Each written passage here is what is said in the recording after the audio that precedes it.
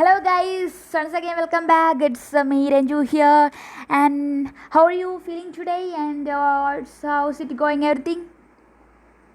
So, today we are starting a new class, that is 8th standard of NCERT of Polity, and the first chapter, that is Indian Constitution. We know what is the important and the primary role of this part, that is Indian Constitution, in the UPSC syllabus. So it is the basic session of UPSC, we know, so that we have to grasp all the facts, concepts in effective manner. Then only we can understand all the content of Indian Polity by Lakshmikant and like that books. So let's start, friends. So it's a long chapter. We have to listen in a careful manner. So social and political life part 3 is here, and unit 1, the Indian Constitution. So here we go, friends. Let's start. So first of all, it is saying about constitutive rules. A society also have constitutive rules that make it what it is. So the constitutive rules that is making a society what it is and differentiate it from other kinds of society. A written document in which we find such rules is called a constitution. So what is mean by a constitution? Constitution is a written document in which we find the constitutive rules. Okay. In 1934, the International Congress made the demand for a Constituent Assembly. Okay. In 1934, the INC made the demand for a Constituent Assembly. Then next part is why the separation between religion and state is important. So it is a important question in this chapter. Why the separation between religion and state is important. So the first reason is here. First is to prevent the domination of the region over the another, that is interreligious domination.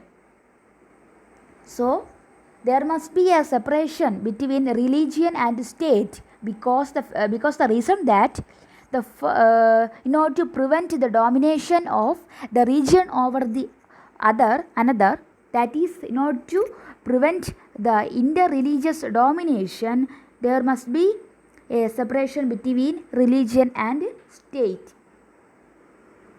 The second is to oppose the various types of dominations that can happen within a religion, that is intra-religious domination. So there should be a separation between a religion and state in order to oppose the domination of what? That is the intra-religious dominations. Okay. Then secularism promotes freedom and equality between and within religions. We know the term secularism that is hard by 42nd Amendment of Constitution. So this secularism promotes freedom and equality between and within religions. Indian secularism does protect the religious freedom of individuals by maintaining a separation from religion. So what is the role of Indian secularism in our constitution and in our people? The Indian secularism protecting the religious freedom of individuals by maintaining a separation from religion. It also abolishing untouchability, child marriage, etc. So Indian secularism, which have a major role in abolishing untouchability in our country and child marriage, like that areas. And the Constitution tells us what the fundamental nature of our society is. So from the Constitution we can understand the fundamental nature of our society. So the people of Nepal adopted a new constitution for the country in 2050. So our constitution was emerged about during 1950s, but in Nepal they adopted a new constitution for the country in 2050. And the other purpose of a constitution is to define the nature of a country's political system. So a constitution is essential in order to define the nature of country's political system. And the other function is dominant group does not use its power against other less powerful people or groups. Okay, so second important purpose of constitution is that the dominant groups does not use its power against the less powerful people or the inferior people. Okay, so the constitution is preventing such types of domination of powerful peoples. Every society is prone to its tyranny of majority. So we know in every society there will be a chance or a prone to the domination or domination of majority people.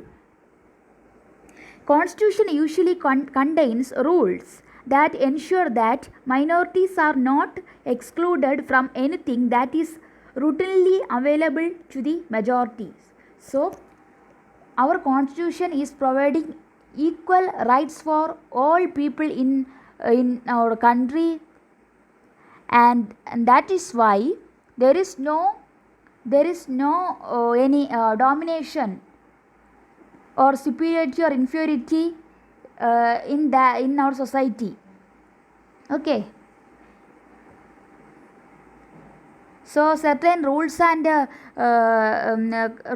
regulations are there in our constitution that is making it in a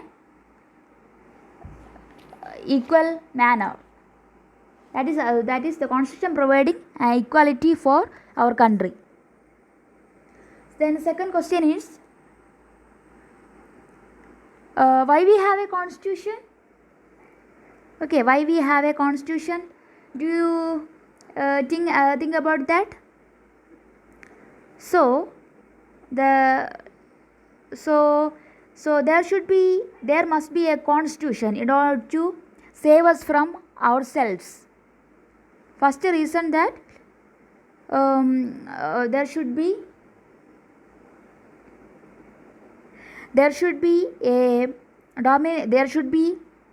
a constitution in order to save us from ourselves.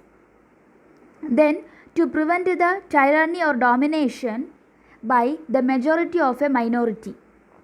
Okay, so earlier I have said that the constitution is helping us to root out all type of dominations in our society, so that a constitution is essential in our society to prevent the domination of majority of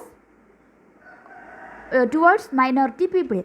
This can refer to one community dominating another, that is inter-community domination, or members of one community dominating others within the same community, that is intra-community domination. So it is a important question. You have to carefully focus this question, why we have a constitution. So first reason is to save us from ourselves,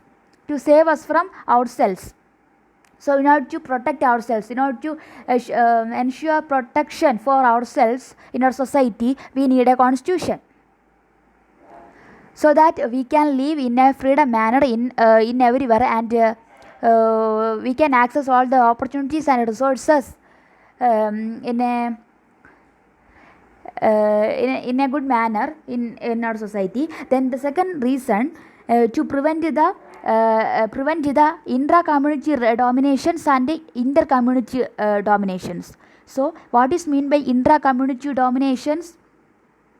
So some of the members are there in our community which are dominating other members within the same community, that is mean by intra. Okay, within the same, a major community is dominating over minor community of within the community, so that is referred to as intra community domination. Then comes the inter community domination. What is mean by inter community domination? That is one community dominating another community, that is inter community domination. So inter community means between two communities, and intra community means within a community. Then what are constitutive rules? It lays down ideals that define the kind of country that we want to live in. So the constitutive rules is the rules that is defining a kind defining the kind of country that we want to live in. Then what are the key features of Indian Constitution? This is the main important prime important part of our Indian Constitution. Key features of Constitution. So you have to carefully listen again, friends. So we know Dr. B.R. Ambedkar is the father of Indian Constitution. So there are certain salient features for our Indian Constitution. So I am going to discuss that with you. The first feature is federalism. So the first prime salient feature of Indian Constitution is federalism. We know Panchayati Raj is the third tier of government. Okay, the basic primary tier of government is Panchayati Raj. This refers to the existence of more than one level of government in the country. So we know, in the previous classes we have studied that there are different levels of government are there at a local level, national level or state level. So that the Panchayati Raj is refers to existence of more than one level of government in our country. These are there are two or more levels of tiers of government. Okay, different tiers of government have their own jurisdiction regarding legislation, taxation and administration. So we have discussed that is there are rural administrations, urban administrations are there, that is at the Panchayati level, the district level, taluk, village. So the administration is in a different level in our country. So different tiers of government have their own jurisdiction. Okay, for example, when we compared with the administration by the Panchayati, the Gram Panchayat and district departments, they have their own different roles in the administration area regarding the legislation, taxation and administration. So I can say that in a village office, I have said that there is a land taxes we are giving to village officers, and there are revenue departments are there, income taxes that are related with those departments. So their jurisdiction is different regarding legislation, taxation and administration. Then the existence and authority of each tier of government is constitutionally guaranteed.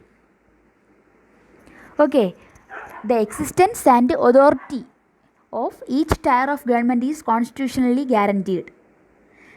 The changes in the fundamental provisions of the Constitution requires the consent of both the levels of government. And so these are some of the features of federalism. That is the first salient feature of Indian Constitution. Then comes the second feature, that is parliamentary form of government. The Constitution of India guarantees universal adult suffrage. for all citizens. So we know all about universal adult suffrage. That is, this would help encourage and a democratic mindset and break the clutches of traditional uh, gender, class-based hierarchies. That is, through universal adult suffrage, we can the adults who can vote to for their representatives without any class basis, gender basis, or caste hierarchies. Okay, so this universal adult suffrage, that is making us all and equal in an equal manner for voting in elections. Then the people of India have a direct role in electing their representatives. So we know that this feature is borrowed from the British Constitution. So what is borrowed from British Constitution? The people of India have a direct role in electing their representatives. So this feature is borrowed from the British Constitution. So we know during the British rule, they have teach us all about the elections, democracy, all. So we have studied a lot from British rulers. That is why it is saying that the electing of representatives and democracy, that all features we have been borrowed from the British Constitution. And the president is the head of the state and the prime minister is the head of the government.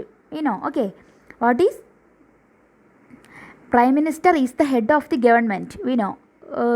Now the BJP government is there, so Prime Minister Narendra Modi is the head of the government. Then the president is the head of the state. Okay, Ramnath Govind is there, who is heading our state. Then parliament is bicameral in nature, consists of a president and two houses. We know parliament consists of the president and Rajya Sabha and Lok Sabha.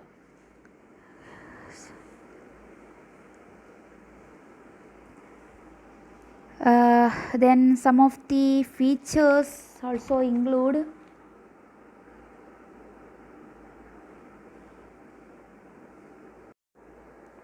so we have here the term legislature and executive. So some relations are there between legislature and executive. Executive means the council of ministers with the prime minister of the head, prime minister at the head. So what is meant by executive? Executive means the council of council of ministers with the prime minister at the head. Then what is meant by legislature? Legislature means the parliament. Okay, so legislature means the parliament. Only the leaders of the majority party or the coalition of parties can be appointed as prime minister. We know the leaders of the major party. So we know for example Narendra Modi, who is the leader of the major party, that is Bharatiya Janata Party. Okay, so that is why he is elected as the prime minister. All the members of council of ministers must be member of parliament. So all the members of council of ministers must be member of parliament. Then it is only on the advice of the council of ministers that the president can summon or prorogue the sessions of both the houses of parliament and even dissolve Lok Sabha. So on the advice of the council of ministers, president can summon and the prorogue the session of both the houses of parliament, that is Lok Sabha and Rajya Sabha, and based on the advice of council of ministers, the president can also dissolve Lok Sabha.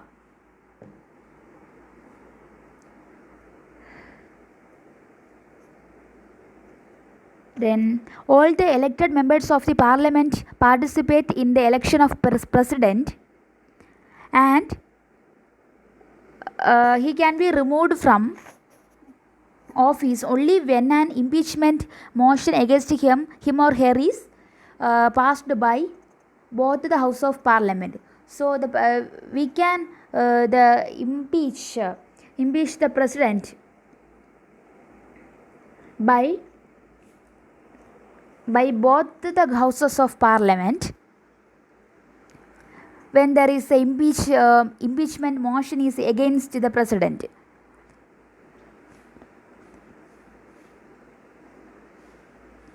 And it is saying that all the elected members of parliament is participating in the election of president. Then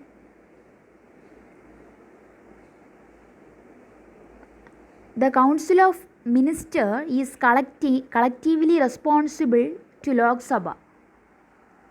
So here we are discussing some of the responsibilities of the executive to the legislature.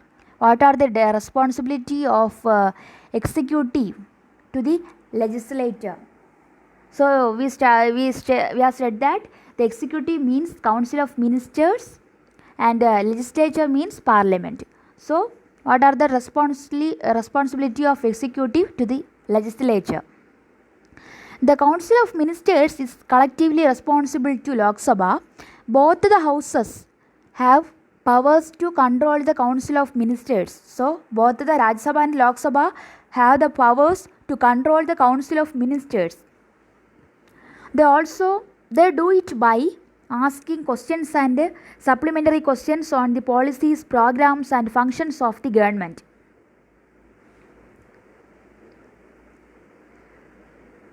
So both the houses have powers to control the council of ministers by asking questions on the policies, programs and functions of government.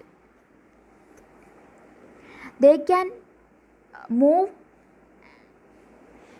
adjournment motion and calling attention notices.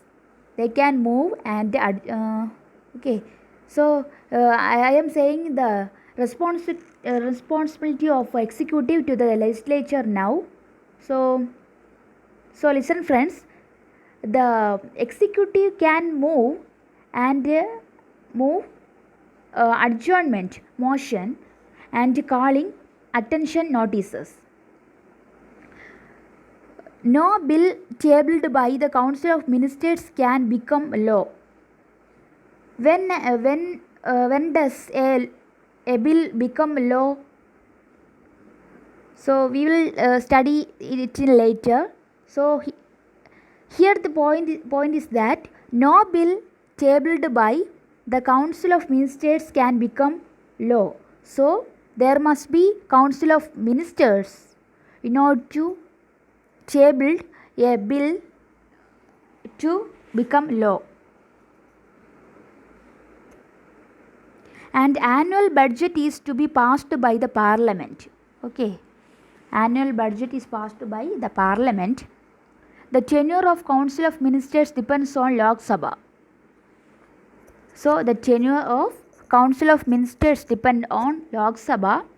The council of ministers has to resign if it loses the confidence of Lok Sabha, which means the support of majority in that houses. If the support for the council of ministers has lost in Lok Sabha, then they can resign. The council of ministers can also be removed from office by the Lok Sabha through a vote of non-confidence. So if there is a vote of non-confidence in Lok Sabha, then the council of ministers can also be removed. Then the next term comes nominal and real executive. So there are two types of executive in India, nominal executive and a real executive. The president, who is the head of the state, is the nominal and formal executive. Okay. So the president is the nominal and formal executive. The council of ministers with the prime minister at the head is the real executive. Okay. The council of ministers with the prime minister is the real executives. The president cannot act without the advice of council of ministers. Okay. The president cannot act without the advice of council of ministers. Then the next section is prime minister as the real executive. What are the roles of prime minister are discussing here. All the members of council of ministers are appointed by the president on the recommendations of the prime minister. So we know there are council of ministers are there in our government. So those council of ministers are appointed by the president on the recommendations of prime minister. Allocation of portfolios among the ministers is the prerogative of the prime minister.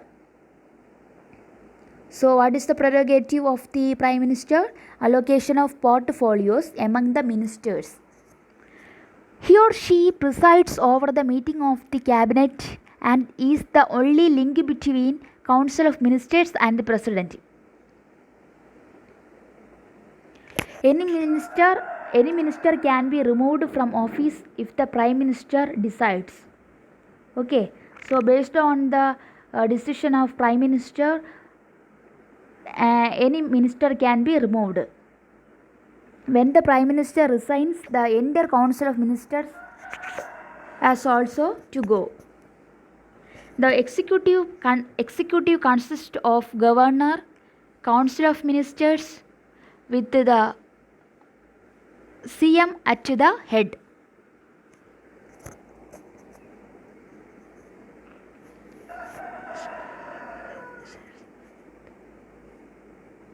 So executive consists of governor, council of ministers. Okay. And governor, so we know governor functions as the head of the state, and the prime minister function as the head of the council of ministers. Okay.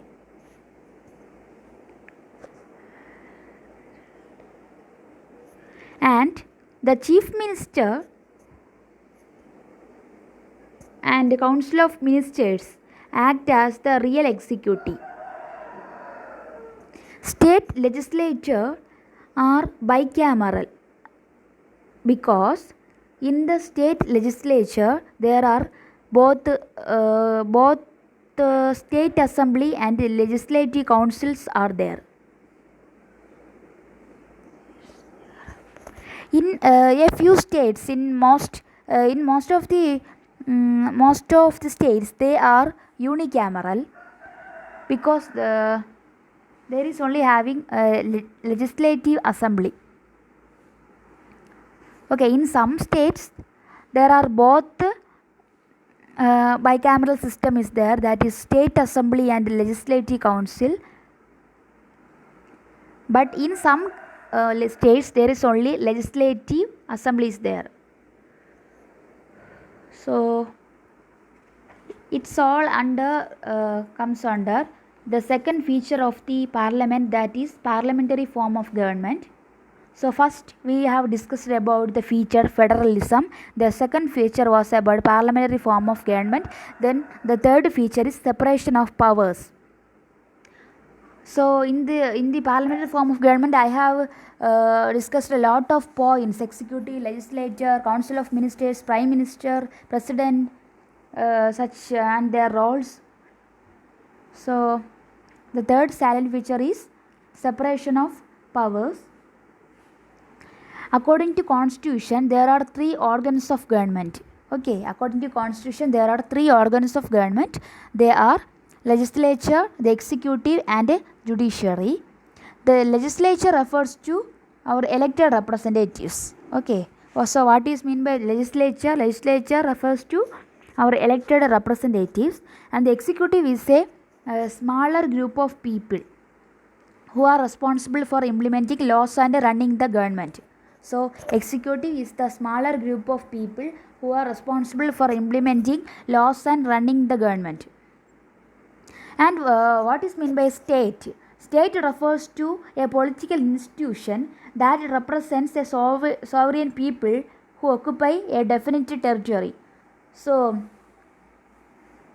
here state means not Kerala, Haryana like that, but instead state refers to a political institution. Okay, political institution that represents a sovereign people who occupy a definite territory. Government is responsible for administering and enforcing laws. Okay, so we know the government has the role to enforce and administer the laws and policies. So in this feature, that is separation of powers, we have 3 points, that is legislative branch, second executive branch, and judicial branch. So according to first legislative branch,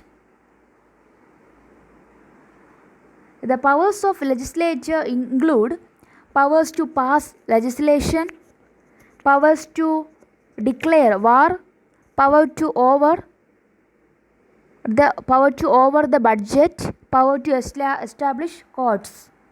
So mainly there are 4 powers for legislature: power to pass legislation, power to declare war, power to over the budget, power to establish courts. Then comes executive branch. So executive branch also have certain powers, that is first include power to control the agencies that enforces the law, then the power to negotiate the treaties, then power to nominate the judges, then power to pardon the people convicted of crime. Then the next is judicial branch. The powers include power to review laws passed, power to review action made by the government.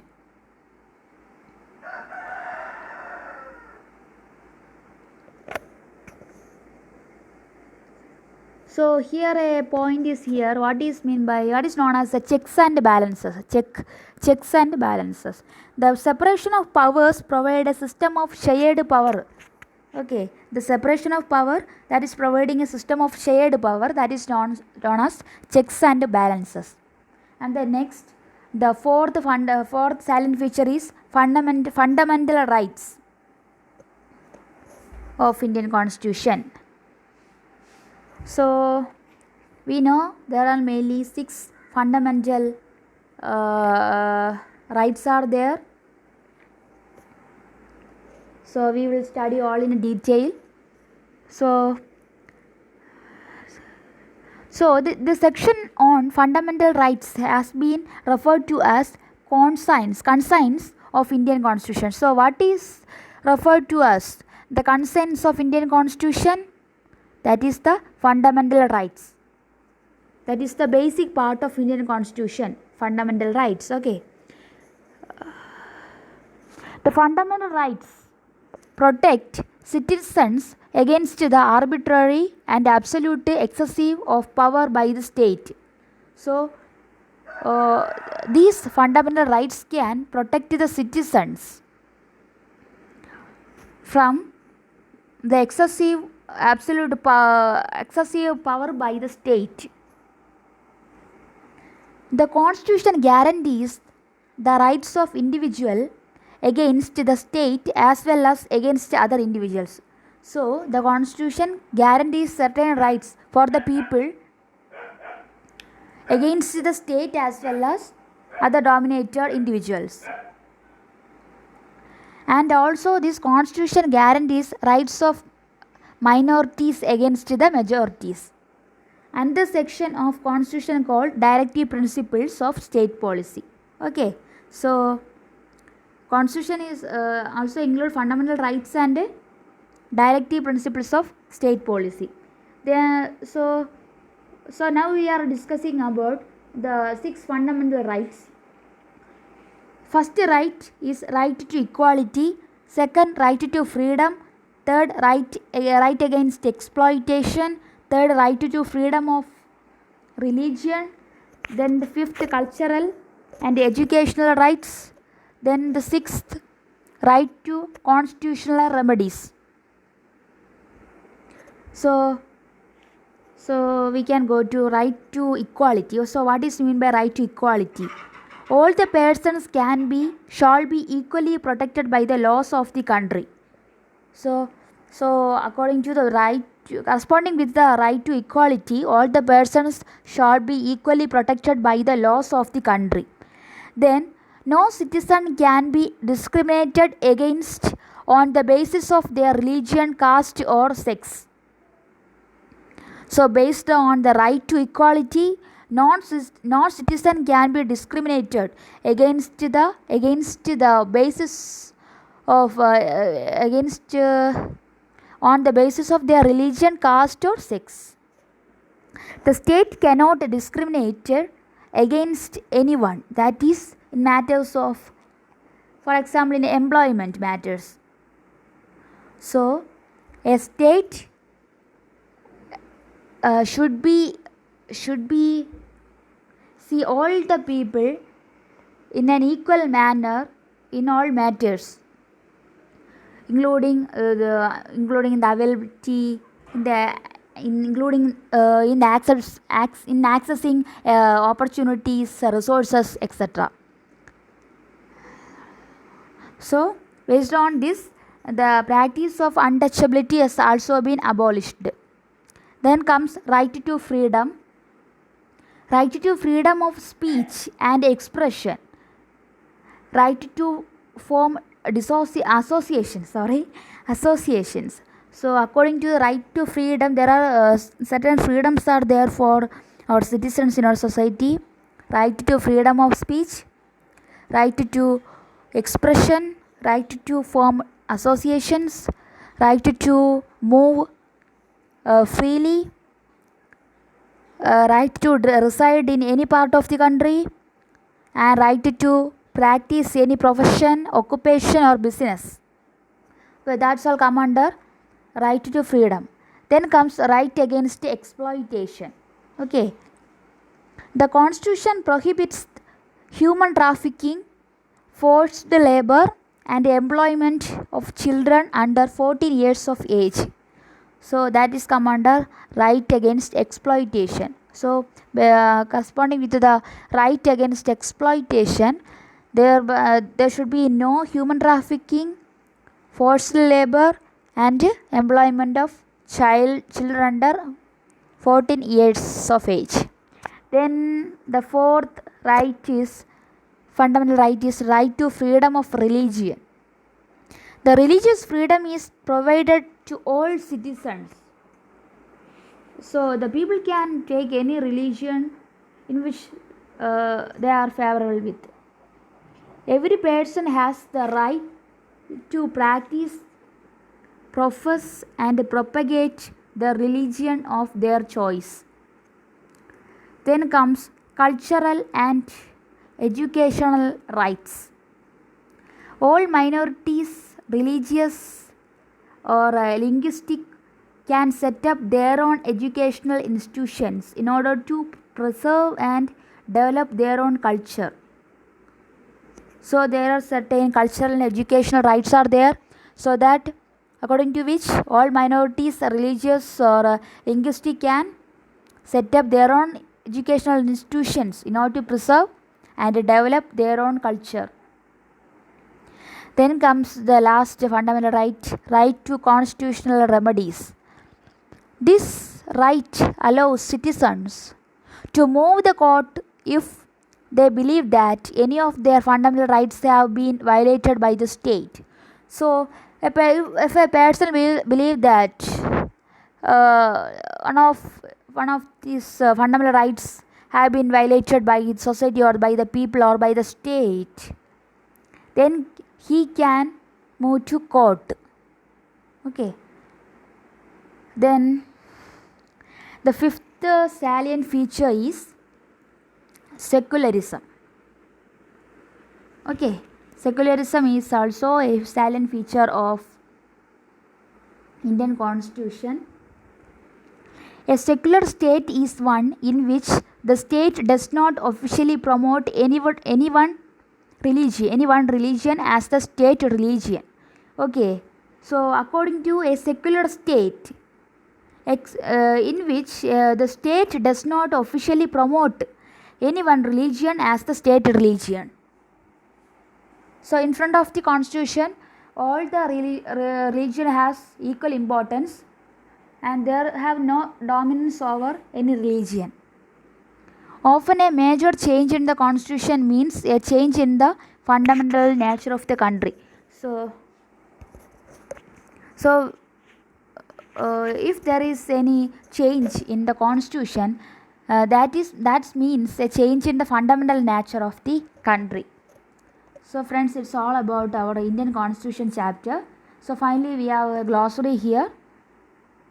First means arbitrary. When nothing is fixed and is instead left to one's judgment or choice, this can be used to refer to rules that are not fixed or decisions that have no basis.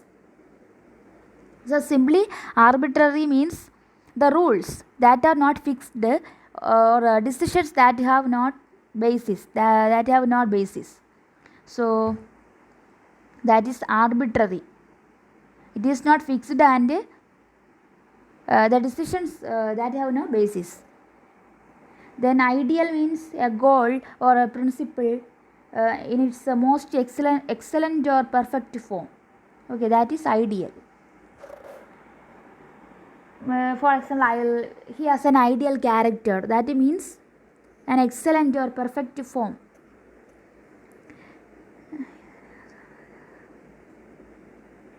So then what is meant by polity? Polity means a society.